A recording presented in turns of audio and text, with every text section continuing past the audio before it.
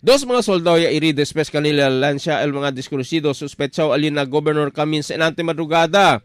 Ya sosten mga irida na di ila mga kabesa ina cuerpo estos kanda PFC Jordan Iwanga, 28 anyos natibo de Cordillera, y PFC Reyster Lumadaw, 20 anyos natibo de Abra, todo miyembro del Philippine Army assigned na Holo Sulu. Ya pidi sila asistencia con el guardia del un establecimiento, amo ililama con el pulis, iyalama sila con el ambulansya, iyaliba kanila dayo ng ospital.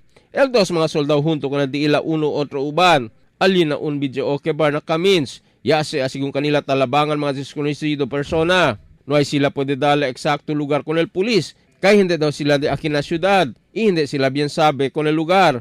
Por eso el investigador, tatormenta busca con el tienda onde sucede el incidente. Polisya encuentra con el vacío de bala de calibre 45 na camino alina Governor Camins Avenue. Emil Tuban, Dateline Zamboanga.